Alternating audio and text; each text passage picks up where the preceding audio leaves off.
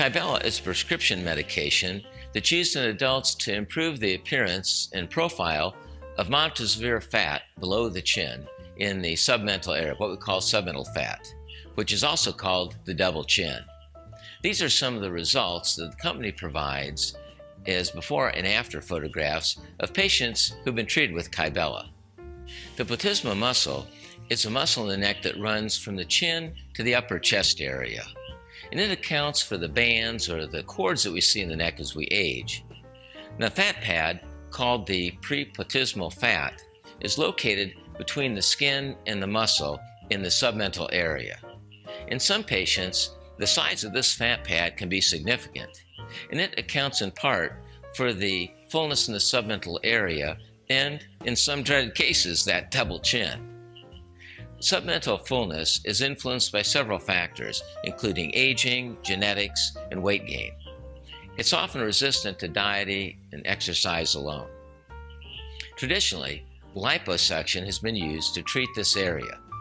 A small incision is made in the submental crease and behind the earlobe, and small pencil-like suction catheters are used to extract out the excess fatty tissue, leaving a smooth contour to this area. However, in recent months, a new fat-dissolving injection has become available to treat the fullness in this area for patients who do not desire to have surgery. Kybella, or deoxycholic acid, is the first FDA-approved injectable drug to contour and improve the appearance of submental fullness. When injected into subcutaneous fat, the Kybella causes a disruption of the fat cells, and once destroyed, these fat cells can no longer store or accumulate fat. The most common adverse reactions are edema, swelling, hematoma or bruising, pain, numbness, erythema, and induration.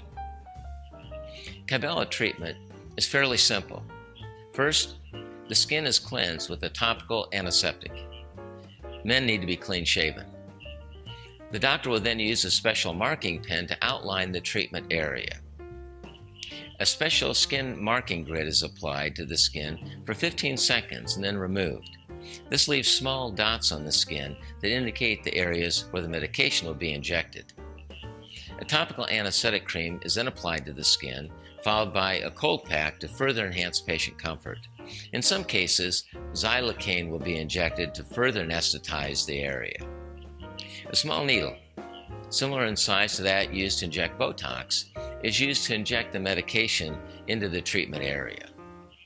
The treatment time is usually 15 to 20 minutes, with the actual time of injection being less than 5 minutes.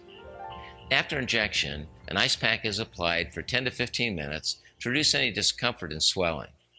The small surgical markings are removed with a dampened alcohol swab, and the patient's released.